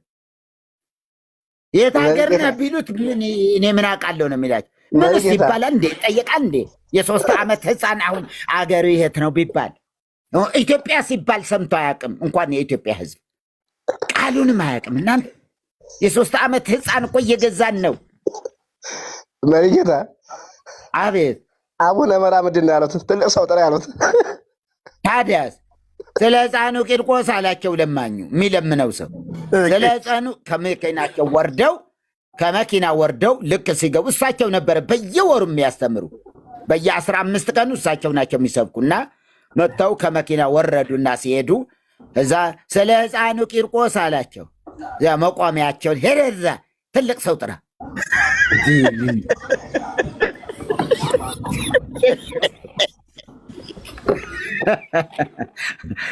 ትልቅ ሰው ጥራሉ እና እዚያ የነበሩ እንዲሁ አፋቸውን ያዙ። ምን ይበሉ? አቡነ መራ ናቸዋ። ምን ይበሉ? ኧረ ጉድ ነው። ኧረ በእውነት ኧረ ተዋርደናል። እግዚኦ! ኧረ እኔ ሳስበው በጣም በእውነት ወይ ብርሃን! አንተ ብርሃን ከበራ እኮ በቃ ብርሃን ነው እኮ ከጨለማ ጋር እኮ አይደራደርም። አንተ ጠጉን ያዝ እኔ በዚህ በኩል ልሁን እኮ አይልም። ብርሃን ነው። ጨለማችንን ገፈፈልን። እግዚአብሔር የተባረከ ይሁን። ጨለማችንን ሲያበራው ለካ የ3 ዓመት ህፃን ነበረ የሚገዛን ብለን ቁጭ እናያችሁ። እንደዚህ ነው በቃ። ያው ቂርቆስ እናንተና ተጠጣሉ ተብሎ ምንስ ድሮስ የህፃን ነገር አለ። የእንትና የያሬድ የቅኔ መምህር ምን ድሮስ የህፃን ነገር ይህ አሁን የሚተርኩት ነው እኮ ካህናቱ እዛ የሚተርቡበት ነው እኮ። ማይሌት እኮ የስድብ የምናምን ቤት ነው እኮ። ተባረኩልኝ። እግዚአብሔር ይባርካችሁ። ኤርምዬም እንዲያርፍ እናድርግ። ወንድማችንን በጣም የምናከብረው ወንድማችን እግዚአብሔር ይመስገን። እኔ የተናገረ እውነቱ ገና ብዙ ነው የምጠብቀው። በጣም ትልቅ ሚዲያ እየጠበቅኩ ነው ኤርምዬ፣ ትልቅ ሚዲያ። ወንድም ፋሬስም እየነገርኳቸው ነበረ። በቃ ተናገረ እውነቱ የመጨረሻ በቃ የመጨረሻ ምስጢራት ሁሉ የሚዘከዘኩበት ምድሪቱ የምትለወጥበት እንደ ብርሃን የሚያበራ በአገሩ ላይ እንደ ብርሃን የሚያበራ በህዝቡ ሁሉ ላይ ብርሃን ከበራ አለቀ በቃ። የምን እመቤቴ የምን ቅብጥርሶ በጣም የሚገርም ነገር። ይህ ቆራጣው ተክለ ሃይማኖት አሉ ቅኔ የተቀኝተው አንድ አባት ነውር ነው አሏቸው። ምን ተውት። አንድ እግራቸው እንኳ ክንፍ አብቅላ ተከትላቸው የምትሄደው የአቡነ ተክለ ሃይማኖት እግር አንዷ ቋ ብላ ተሰብራ 7 ዓመት ሲጸልዩ ከዛ እና ክንፍ ተሰጣት በሄድበት ሁሉ እየተከተለች እንድትሄድ። እንዲ አይን የላት አይምሮ የላት ምን የላት። ውይ አሞራ እግዚአብሔር ይፍረድባቸው። በሉሽ ማይክ ያዙ በቃ።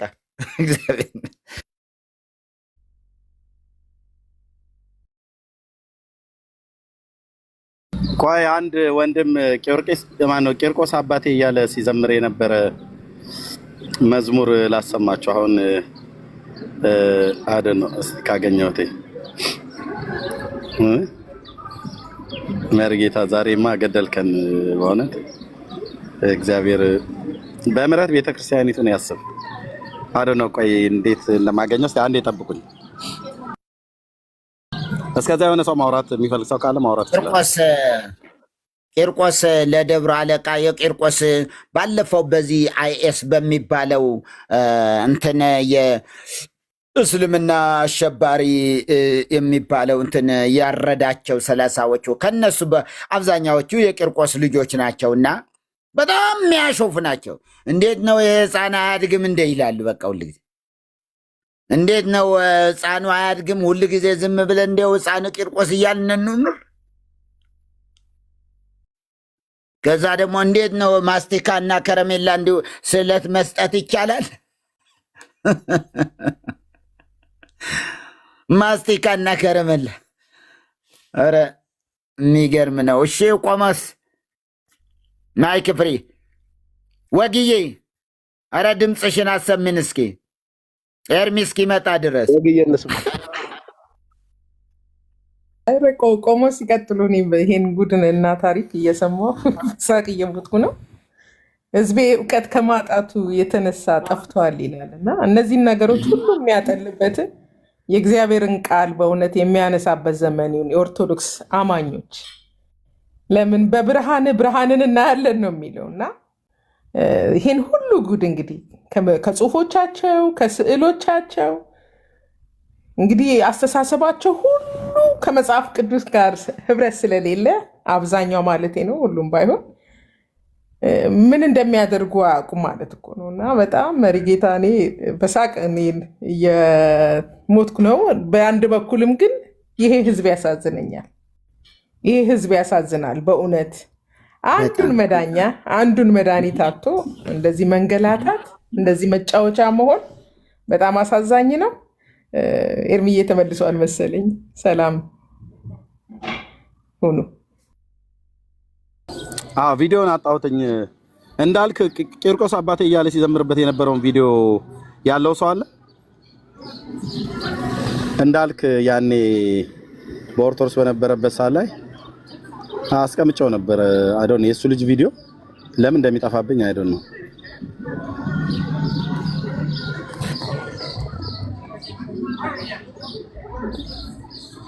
ማጋን ያለው እስኪ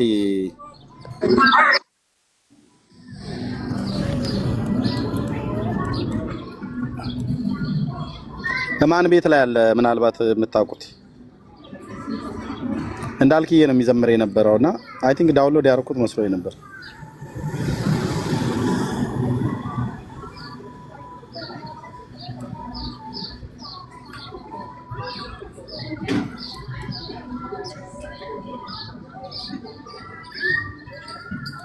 ኦኬ እሺ፣ ኤኒዌይ ባገኘው ደስ ይል ነበር። እንደ ቸርነት የማን ነበረ? አማላጄ ነው አባቴ ነው ቸርነት የሚለው የኪነ ጥበብ ነው። የማን ነው? አይዶን ነው። የኪነ ጥበብ ልክ ነህ። በቃ የኪነ ጥበብ እሱ ሳይዘምር እኮ መበታተን እኮ ክልክል ሆነ፣ ዶግማ ሆነ እኮ በመላው ኢትዮጵያ መዝጊያ እሱ ሆነ። እስከዚህ ናት ቤተክርስቲያኑ። የአንድ ዘማሪ መዝሙር ሳይዘምሩ መውጣት እንኳ ኧረ ነውር ነው የሚባልበት። ልክ ነው። ካራማራ አለ ቪዲዮ አለኛው። እንዴት ዋላችሁ? ደህና ነህ? ከየት ቤተ እምነት ነው? ቀለሜ ደህና ነህ? እንዴት ነህ? ሄድ ቀለም በጥብጥ ብራዘር። ሌሎች አላችሁ? መዳን በእምነት ብቻ የሚለው አለኝ ብሏል። ኦኬ እሺ። እና ወንድማችን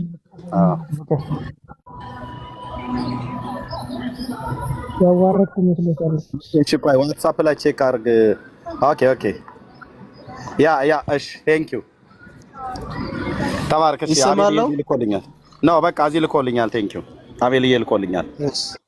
ኦኬ እኔ ጋር አልነበረም። ቤዛ የምትባል ልጅ አለኝ ስላለች የእሷን ለማሳየት ነው። አይ ቆይ ይኸው በቃ እዚህ ያለ አገኘሁት።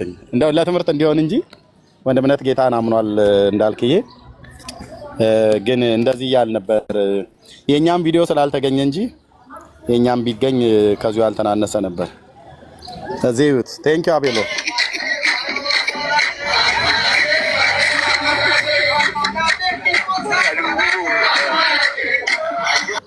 እንዳልክ ነው ይሄ እዩት። ይሄ እንዳልክ ነው እና ያኔ እንዳልክ ነው። ምን ብሎ ጻፈ እዚህ ጋር ኮሜንት እንደው ጭራሽ ቂርቆስ ያማልዳል ብዬ በኢየሱስ ስም ብለዋልና ኮሜንት ጽፎ ማለት ነው።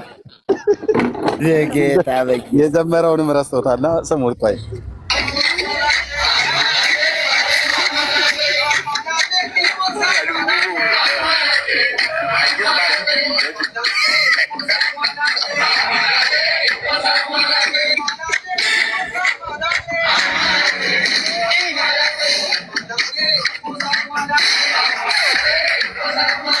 በቃ ጥቅስ የለም። ይሄ ነበር ታሪካችን። አማላጄ ቂርቆስ አማላጄ አማላጄ ቂርቆስ አማላጄ። በቃ እነዚህ እየተቀባበልን ማለት ነው። እስኪ መረጃ አምጣ ከመጽሐፍ ቅዱስ ላይ ብለህ ብትል አሁን ያኔ እንዳልክ በቴስታ ሁሉ ይችላል።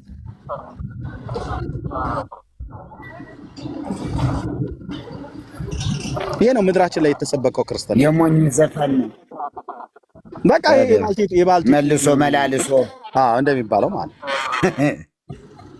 አዎ፣ የኔ አበባ አበባ እንደዛ እንደማለት ማለት ነው። ዝም ብለህ የኔ አበባ አበባ፣ አዎ የኔ አበባ አበባ፣ የኔ አበባ አበባ ዝም ብሎ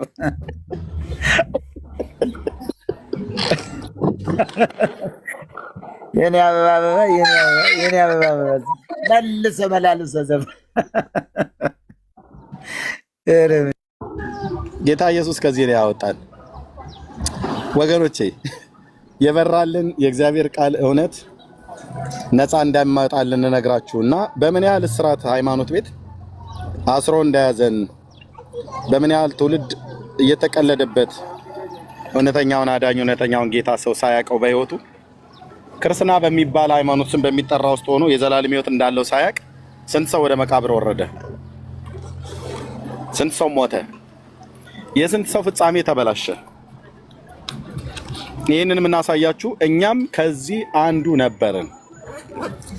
ጌታ ኢየሱስ ያለማወቃችን ወራት አሳልፎ በክርስቶስ ኢየሱስ የተሰራልን የቤዛነትን ስራ በመስቀል ላይ የሞተልንን አምላክ ሰው ከድንግል ተወልዶ የሆነልንን የሚነግረን የእግዚአብሔር ቃል መጽሐፍ ቅዱስ ሆኖ ሳለ ይህንን መጽሐፍ ቅዱስን ግን እንዳናነበው በሌሎች መጽሐፍቶች ተይዘን ይሄን ጌታ እንዳናውቀው በሌሎች ጌቶች ተይዘን ይሄው ጌታችሁ ቂርቆስ እየተባለ ማለት ነው። ይሄን ጌታ ሳናቀው በሌሎች ጌታ ተይዘን ይሄንን እውነት ሳናቀው በሌሎች እውነት በሚመስሉ ነገሮች ተይዘን ቅዱስን የእግዚአብሔርን ቃል ሳናቅ በሌሎች መጽሐፍቶች ህይወታችን ሁሉ በሙሉ ተጠምዶ በጨለማ ውስጥ ስንባዝን የነበርን ሰዎች መሆናችንን አስረግጠን እንነግራችኋለን። ለቆሞስ መንገር አሁን ለቀባሪው ማርዳት ነው። ለመርጌታ መንገር ለቀባሪው ማርዳት ነው። ቤተክርስቲያኒቱን በልኳ እናቃታለን። ድካሟን ብርታቷም የቱ ጋር እንዳለ ትምህርቷንም ጭምር። ግን የዘላለም ህይወት በክርስቶስ ኢየሱስ በማግኘት በማመን ይገኛል ብሎ የሚለውን የሐዋርያቱን ትምህርት ለህዝቡ ባለመስበክ ከዚህ ይልቅ ሰው በመቃብር አፈር ላይ እንዲታመን፣ በፍጡር ላይ እንዲታመን፣ በፍጡር ላይ እንዲደገፍ የማያድነው ያድነኛል፣ የማያማልደው ያማልደኛል፣ የማይፈውሰው ይፈውሰኛል፣ አምላክ በስጋ ተገልጦ በሰው ልጆች መካከል በምድር ላይ ታየ። በስጋ የተገለጠውም ወልደ እግዚአብሔር ወልደ ዳዊትን እሱን ማወቅ በቂ ሆኖ ሳለ የዘላለምን ህይወት በሱ በኩል ማግኘት በቂ ሆኖ ሳለ እሱ አልበቃኝም ብሎ ዛፍ ላይ ታየች፣ ቅርንጫፉ ላይ ተንጠለጠለች፣ ባህሩ ስትዋኝ ነበረ፣ ደመና ላይ ታየች። የሌላም ቤተ እምነት ሁሉ ሰዎች ሁሉ ሳይቀሩ ማለት ነው። ወላሂ ማርያም ታየች እንዳለው ማለት ነው። በባለፈው አንዱ እኔ ሁሌ የሚገርመኝ ነገር ሁሌ የምጠይቀውም የነበረው ነገር ጌታ እናቱን መግለጥ ቢፈልግ ስንቴ እኮ ነው ቃቃ ጫወታ የሚጮትብን በእውነት በሃይማኖት ቤት እኮ ስንት ጊዜ አሁን ማርያም ተገለጠች የተባለችበትን ቦታ በሙሉ ይሉ ቦረዳ ዋሻ የሚባለው እዛ ወላይታ ውስጥ ደቡብ ውስጥ እንዳለ ሰምቻለሁ። እኔ ባልሄድበትም ስንት ህዝብ እኮ ሄዷል። እዛ ተገለጠች። ቀን ከበሮ ይመታ ነበረ። የእጣን ካህናት የሉም፣ ግን ከበሮ ይመታል። ካህናት እዛ አያጡም፣ ግን አውቀዋለሁ። እጄዋለሁኝ። ሄደዋል ቆሞስ? አዎ እጄአለሁ። ግን የሚገርምህ ታቦቱ ሄደው አለ ተብሎ እዛ ከዋሻው ውሸት ነው። አቡነ ዘካርያስ ናቸው ታቦቱን ይዘው ሄዱት ላለማሳፈር። ይታየት እንግዲህ አሁን እዛ ካህናት የሉም፣ እጣን አይታጠንም፣ ግን እጣን ይሸታል። ከበሮ አይመታም፣ ማህሌት የለም፣ ግን ማህሌት እንደቆመ ጽናጽኑ ሲጸለጸል። እኔ በተወለድኩበት አካባቢ ላይ አንድ እንደዚህ የሚባል ቦታ አለ። የሆነ አንድ ወንዝ አለ። እዛ ወንዝ አካባቢ ከወንዙ ከበስተኋላ እኔ ትምህርት ቤትም ሲሄድም በዛ አካባቢ ላይ ስናልፍበትም ያን ቦታ አውቀዋለሁ እና አንድ ቀን የሰምቼ አላውቅም። ግን ከበሮ ይመታል ይላሉ እዛ ቦታ ላይ ሁሉ ቀን ማህሌት ነው፣ ጽናጽን ድምፁ እየሰማችሁት ነው፣ እያያችሁ ነው ምናምን ነገር እያሉ ሰው ይነጋገራሉ። እንዴ ሰይጣን በየስርቻው የሚያንሾካሹከውን ሁሉ ጭምር እና እንደውም ታቦት አለ ተብሎ ተባለ። በኋላ ላይ ሲቆፈር የተገኘው ጣሊያን የቀበረው መሳሪያ ግን ተገኘዛ መሳሪያ እና የሆነ ይሄ ወርቅ ሳንቲም የብር ሳንቲም ምናምን ነገር የሚባል ይሄ ማርትሬዛ የሚባለው ብር እሱ ምናምን ነገር ተገኘዛ ዋሻ ውስጥ ማለት ነው። ግን ማርያም ተገለጠችበት ተብሎ የሚባለውን ቦታ ይታያችሁ። አንዴ ዛፍ ላይ ታየች፣ አንዴ ቅርንጫፍ ላይ ታየች፣ አንዴ ጻድቃኔ ማርያም ዋሻ ውስጥ ታየች፣ አንዴ 4 ኪሎ ታየች። ምን የማይባል ነገር አለ? እኔ ስለ ጻድቃኔ ማርያም ሲያወሩ እንዴ ጌታ እናቱን መግለጥ ቢፈልግ እኮ ለምንድን ነው ሰሜን ሸዋ ሰላ ድንጋይ እዛ ድረስ ሄዶ ዋሻ ውስጥ እናቱን መግለጥ የፈለገው ጌታ? ለምንድን ነው ያዕቆብ ጨዋታ መጫወት የፈለገው? ማን ነው በእናቱ የሚያፈር? ማን ነው በሚስቱ የሚያፈር? ማን ነው እዚህ መካከል በእናቱ የሚያፈር? እኔ እንኳን ራሱ በእናቴ አላፍርባትም። ፊት ለፊት ነው ማሳያት። የትኛውም ቦታ ላይ ይዣት ወጥቼ በሚስቴ በልጆቼ አላፍርም። የትኛውም ቦታ ላይ ይዣቸው እወጣለሁ። ጌታ ለምንድን ነው ዋሻ ውስጥ የሚደብቃት? ደግሞ ሁሉ ቀን ለኢትዮጵያ ሰዎች ነው ታይች የሚባለው ለኦርቶዶክሳውያን እና እንዲህ አይነት ቃቃ ጫወታ ተውና እልቅ በስጋ የተገለጠውን የእግዚአብሔር ልጅ የዳዊት ልጅ ኢየሱስ ክርስቶስን እመኑት። እሱን ማመን የዘላለም ሕይወት ነው። ሰው በኢየሱስ ክርስቶስ ካላመነ በስተቀር ይጠፋል። ለዘላለም ነው የምትጠፉት። እንዲህ አይነት ተረት ከመሳቅ ባለፈ ሌላ ምንም ፋይዳ የለውም። መጽሐፍ ቅዱስን ስታነቡ በመጽሐፍ ቅዱስ የተገለጠው እውነት የእግዚአብሔር ልጅ ኢየሱስ ክርስቶስ ያድናል ብሎ የሚል ነበር። ሐዋርያቱ ነቢያቱም የሰበኩት ያስተማሩት የተነበዩትም የሰበኩትም። ስለዚህ ወደ ጌታ ኑ፣ በዘመናችሁ ላይ አትቀልዱ። ወደ ጌታ ኑ። ጌታ ኢየሱስ ይወደናል። የሰው ልጆች ለበደል ለኃጢአታችን ቀራንዮ ኮረብታ ላይ ቀራንዮ መስቀል ላይ ለሰው ልጆች በደልና ኃጢአት ተሰውቷል። ሞታችንን የሞተልን እኛ እንዳንሞት ነው። ሕይወቱን የሰጠን እኛ በሕይወት እንድንኖር ምንም ባላደረገው ምንም ባላጠፋው ስለኛ በደልና ኃጢአት ቀራንዮ ኮረብታ ላይ ተቀጥቷል። ቅጣታችንን ይበቃል። ብራዘር ይበቃል። የእግዚአብሔር ልጅ ሞቱ ይበቃል።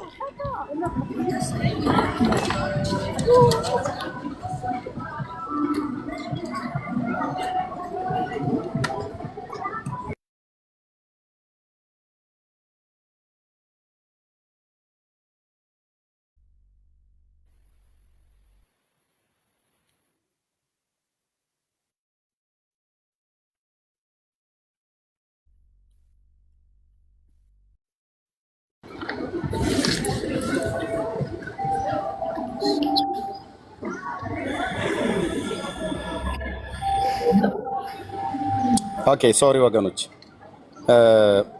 በጌታ በኢየሱስ ክርስቶስ እመኑ፣ ከዘላለም ፍርድ ዳኑ። ጌታ ይወዳችኋል እያልን ነው የምንነግራችሁ። ሕይወትና አለመጥፋትን እግዚአብሔር በልጁ በክርስቶስ ኢየሱስ በኩል ወደ ብርሃን ገልጦታል። በእርሱ የሚያምን ሁሉ የኃጢአቱን ይቅርታ እንዲያገኝ ነቢያት ሁሉ የሚመሰክሩለትን የእግዚአብሔርን ልጅ የዳዊትን ልጅ ኢየሱስ ክርስቶስን እመኑ፣ ከዘላለም ፍርድ ዳኑ ብለን እንነግራችኋለን። በጌታ የሚያምን ብቻ ነው የኃጢአቱን ይቅርታ የሚያገኝ። ወገኖች እንዳትቀልዱ። በእናንተ ላይ ለመሳቅ በእናንተ ላይ በዘመንኛው በወጣቶቹ ንግግር ሙድ ለመያዝ ብለን አይደለም የምንናገረው።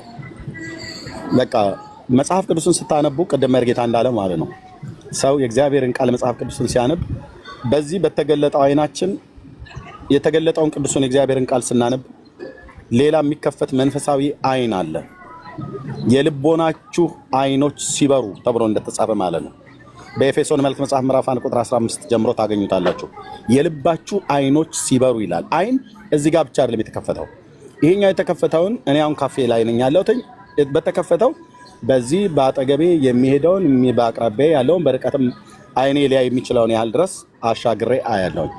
በዚህ የተገለጠውን እግዚአብሔርን ቃል መጽሐፍ ቅዱስን አነባለሁ። ሌሎችንም ነገሮች አነባለሁ። ሌሎችንም ነገሮች አያለሁኝ።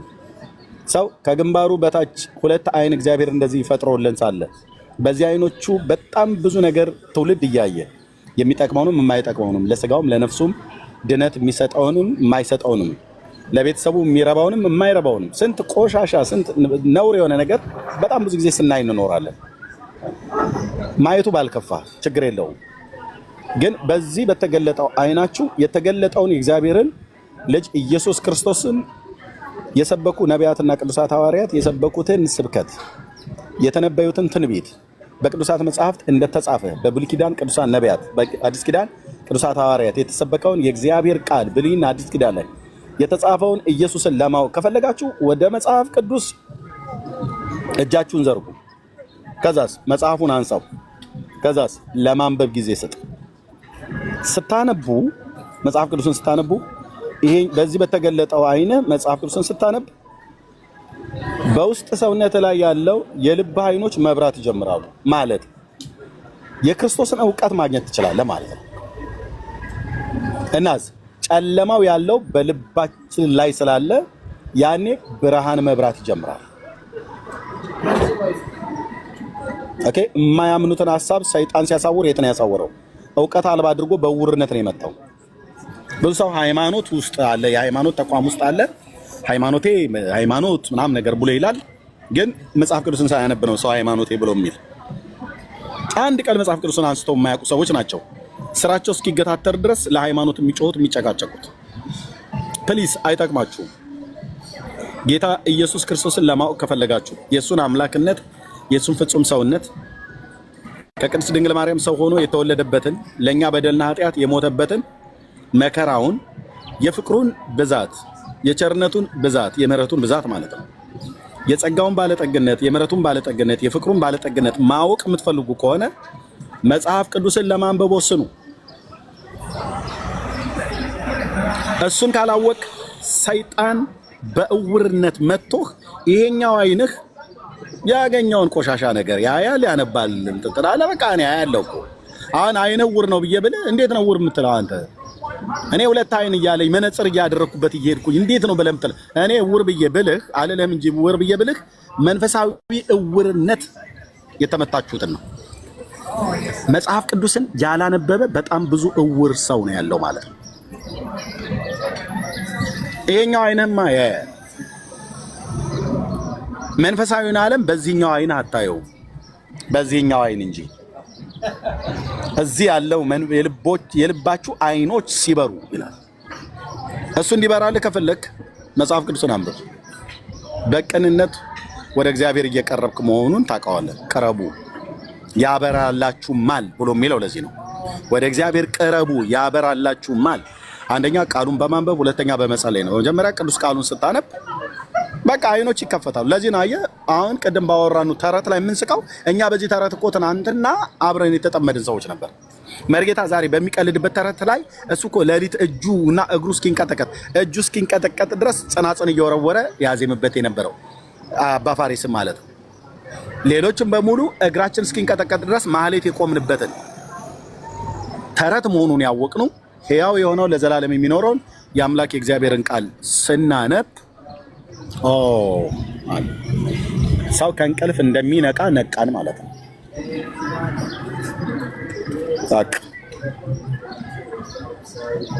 አትታለሉ ወንድሞችና ወገኖች፣ እንለምናችሁ መጽሐፍ ቅዱስን አንብቡ።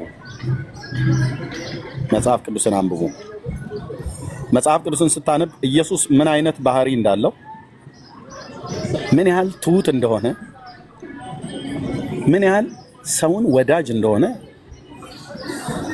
የብሉይ ኪዳን ቅዱሳን ነቢያት የአዲስ ኪዳን ቅዱሳት ሐዋርያት እየተቀባበሉ በእግዚአብሔር መንፈስ ሆነው የተናገሩትን ትንቢት የሰበኩትን ስብከት እዛ ውስጥ ታገኘዋለህ ማለት ነው።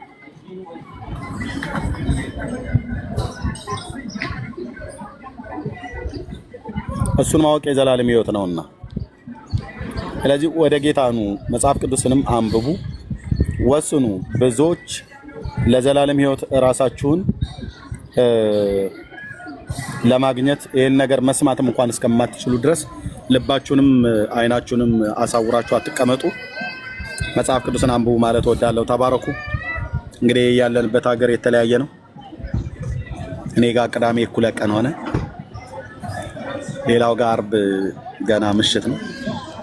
ጸጋና ሰላም ይብዛላችሁ። ተባረኩ። ጌታ ኢየሱስ ይወዳችኋል። ፕሊዝ በቃ ይሄን ነው የምንለምናችሁ።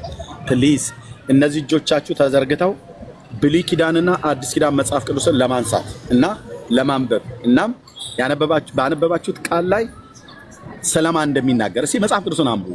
እስኪ መጽሐፍ ቅዱስን አንብቡ። ተክለ ሃይማኖት እግሩ ተቆረጠ ይላል። እስኪ መጽሐፍ ቅዱስን አንብቡ። ማርያም ታማልዳለች ይላል አይልም።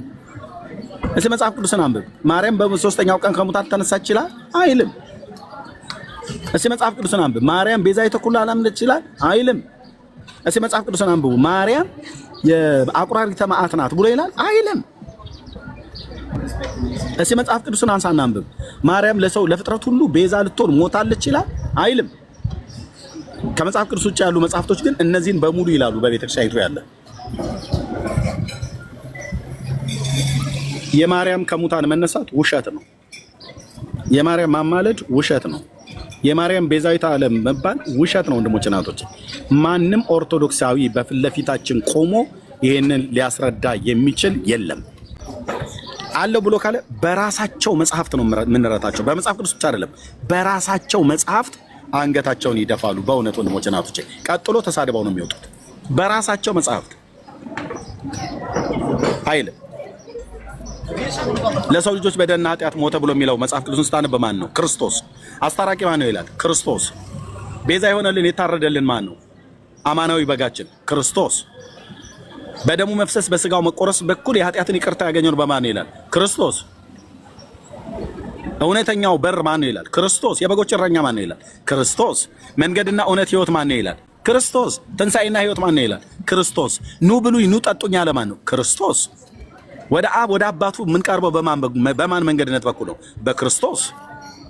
ሌሎች ናቸው ብራዘር፣ ሌሎች ናቸው። ይሄን ቅራቅንቦ የሆነ አንተ የአረብ ሽማግሌና አሮጊት ሰብስበህ እማሆይ እንትና አቡነ እንትና ብለህ ብትል አንዳቸውም አይፈይዱ። አንዳቸውም ወገኖች፣ አንዳቸውም እኮ አልኩ። የአረብ ቅራቅንቦ ሽማግሌ እኮ አልኩ። አንዳቸውም ለነሱ ያፈነደድኩበት ለነሱ ክብር ብዬ በእጆቼ ከበሮ ስቃጠቅጥ የነበርኩበት በጣም ነው የሚቆጨኝ። ያ ዘመን በጣም ያቃጥለኛል። ክርስቶስ መራራውን ጽዋ ስለኛ የጠጣ ማን ነው? ክርስቶስ። ማን ነበር በመስቀል ላይ የተሰቀለ? ክርስቶስ ብቻ ነው። እሱ በተሰቀለበት መስቀል ላይ ማርያም በጎኑ ተሰቅላለች እንዴ? በፍጹም። ዮሐንስ በጎኑ ተሰቅሏል? በፍጹም። ለምን አይሆንማ? ለምን? እግዚአብሔር የሁላችንን በደል በእርሱና በእርሷ በእነሱ ላይ አኖር አይልም፣ በእርሱ ላይ አኖረ ነው ያለው። እግዚአብሔር አብ የሁላችንን በደል በልጁ ላይ ያኖረው። በቃ ልጁ ነው ቅጣታችንን የተቀጣው። አየህ፣ ማርያም አታድንህም ብዬ ስልህ ኢየሱስ በተሰቀለበት መስቀል ላይ እሷም ለበደል እና ለኃጢአታችን ቤዛ ሆና አልተሰቀለችም። ማን ነበር ታዲያ የተሰቀለው? ኢየሱስ ብቻ። ለዚህ ነው ኢየሱስ ብቻ ብለን የምንለው። መስቀሉ ላይ ከሱ እኩል አብሮ የተሰቀለ ሌላ የሚያድን ደሙን ያፈሰሰ ስጋውን የቆረሰ ነፍሱን የሰጠ ሌላ ዳኝ ከጠራልኝ ያኔ አይ ክርስቶስ ብቻ ብሎ የሚለው አይሰራም ብዬ እላለሁ። አንድ ግን አታሳየኝም። በእግዚአብሔር ዓለም መጽሐፍት ውስጥ ፈልጉ፣ ብሉይ ኪዳን፣ አዲስ ኪዳን መርምሩ። በመላእክት የተሰበከ በነቢያት የተተነበየለት በአዲስ ኪዳን ሐዋርያት የተሰበከለት ማ ብቻ ነው? ክርስቶስ ብቻ፣ የእግዚአብሔር ልጅ ብቻ። በቃ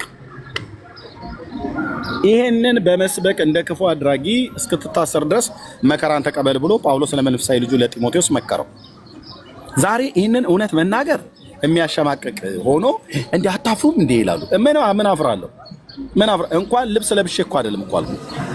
እኔ ሁሌን የምናገረው ይሄ ለምናገረው እውነት አይደለም፣ እንደዚህ ከላይ አይደለም፣ እርቃኔን እኮ አልኩ።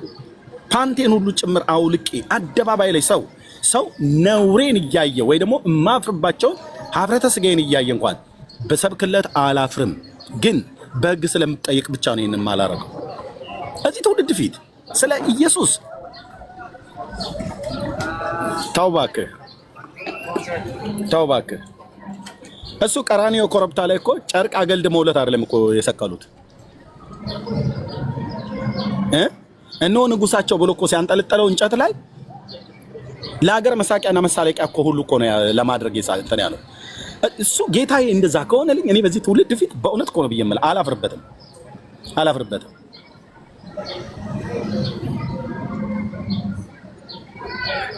ያውም የሰራውን አካሌን ትውልድ እያየ ቢናገር እንኳን ልብስ ለብሼ እኮ አይደለም አልኩ ሀፍረቴን ትውልድ እያየ ብሰብክ አላፍርለትም።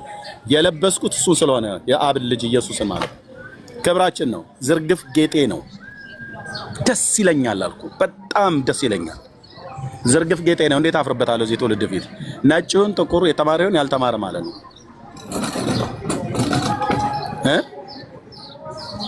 ኢየሱስ ያድናል።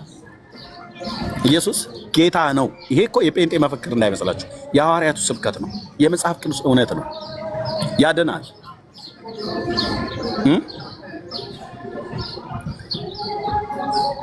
እነሱ ፍጡራንና ሙታንን ሞተው የቀሩ ሰዎችን የበሰበሱ ሰዎችን ሄዶ የደረቀ አጥንት የሰው የእንትና የምትባል ሴትዮ እንትና የሚባል ሰውዬ የደረቀ አጥንት ተሻሽቶ የሆነ የሚባል ዋሻ ውስጥ ገብቶ የሰው ጭንቅላት የደረቀ ጭንቅላት የራስ ቅሉ ማለት ነው እሱ ስሞ ለክብሬን የሳምኩት እያሉ እነሱ ካላፈሩበት እኔ ሕያውን ጌታ ለዘላለም የሚኖር የአባቶች አምላክ ስም ይባረክ።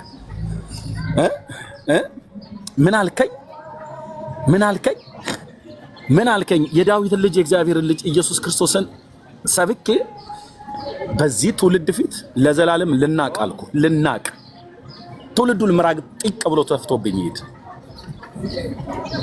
እንናቅ በዚህ ትውልድ ፊት አልኩ። ቤዛዬ ነው። ምን አልከኝ? ቤዛዬ ነው። ማን? ኢየሱስ። ንጉሴ ነው። ማ? ኢየሱስ። አዳኜ ነው። ማ? ኢየሱስ። ጌታዬ ነው። ማ? ኢየሱስ። በሄድኩበት ቦታ ሁሉ አወራዋለሁ። ለነጭ፣ ለጥቁር፣ ለተማሩ፣ ላልተማሩ፣ ለማንም ሰው ለሰው ዘር በሙሉ የሚያስፈልገው ማለት ነው ኢየሱስ ክርስቶስ የዳዊት ልጅ የእግዚአብሔር ልጅ ነው። አዳኙ እሱ ነው። አላፍርበትም።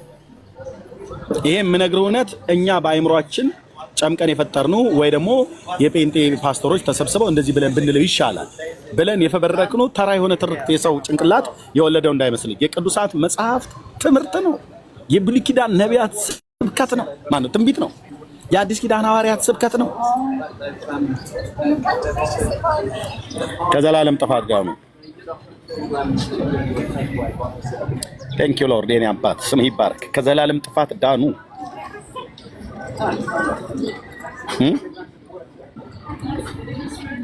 ስድብ የሚያስቆመን መስሎ ከሆነ ተው ብራዘር። የገባን እውነት አይደለም ስድብ። የገባቸው እውነት አባቶች ሲናገሩ አይደለም ስድብ። የድንጋይ አረር ላያቸው ላይ እየወረደ ደሙን እንደ ላብ እንደዚህ እየጠረገ የሰበከው ነው እስጢፋኖስ። ይሄን ጌታ እኔ ፊት ሲመጣ አላፍርበትም።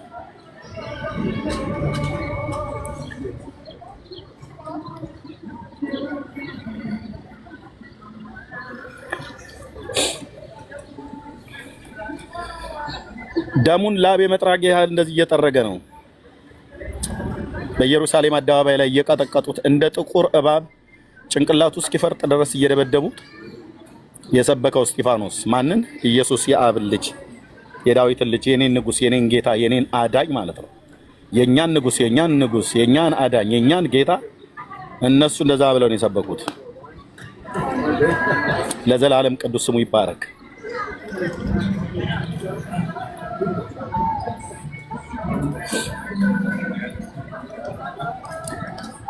ስለዚህ ጌታ ኢየሱስ ይወዳቸዋል። ታማሃል አሉኝ በጣም ብዙ ሰዎች በውስጥ በውጪ መርጌታንም እንደዚሁ ሌሎችንም ልክ እንደዚሁ እንደሚሉ አስባለሁ። ወንጌል የሚያምኑ ወንድሞች እናቶች፣ አዎ ታማሚዎች ነን። በምን መሰላችሁ የታመም ነው? በጌታ በኢየሱስ ክርስቶስ ፍቅር ማለት ነው። አንዴ አይግባህ፣ ከገባህ ታየዋለህ።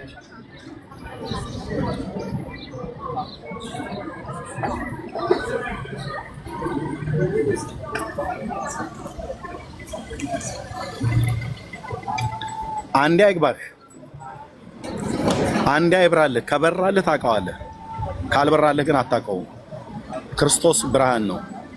ጨለማ በሆነው ህይወቴ ላይ ስለበራ ዓለም ቢክደው እኔ ልክደው አልችልም።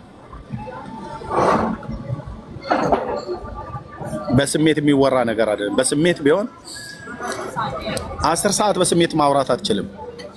10 ደቂቃ ምናልባት ብታወራ ነው። 10 ሰዓት ልታወራ አትችልም። 10 ወር ልታወራ አትችልም። 10 ቀን ልታወራ አትችልም።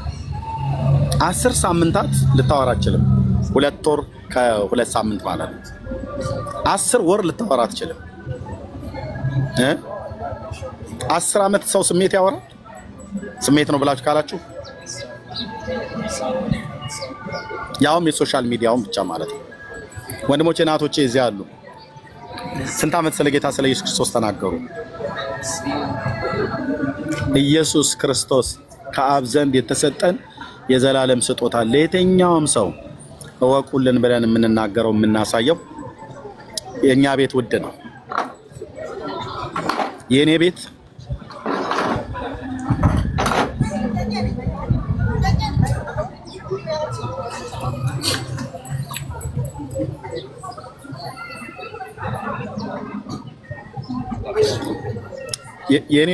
የኔ ቤት ውድ ነው። ወንድሞች እናቶች፣ የኔ ቤት የኔ ህይወት ውድ ነው። ኢየሱስ ከማንም ጋራ የማላነጻጽረው የማላስተያየው የኔ ቤት ውድ ነው። የኔ ህይወት የመጨረሻው ውድ የውዶች ውድ ነው። የማላስነካው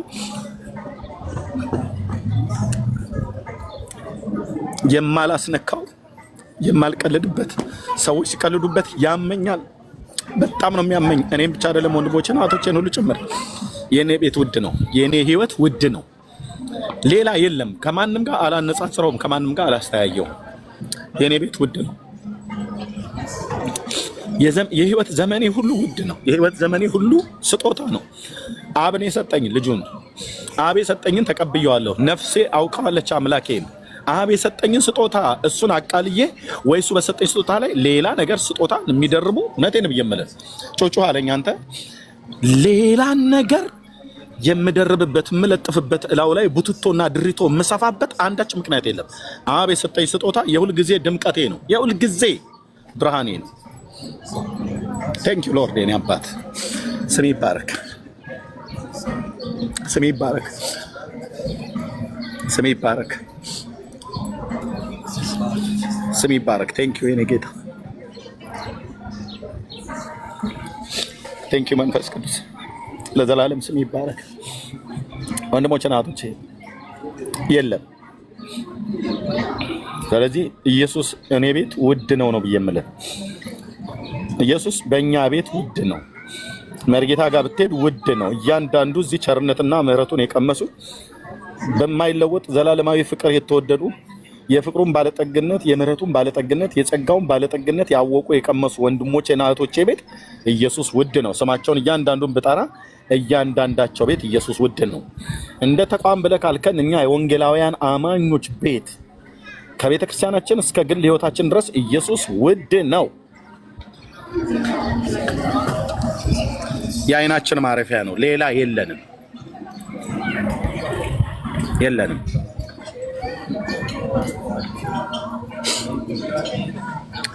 ጌታዬ ስምህ ይባረክ፣ ጌታዬ ስምህ ይባረክ።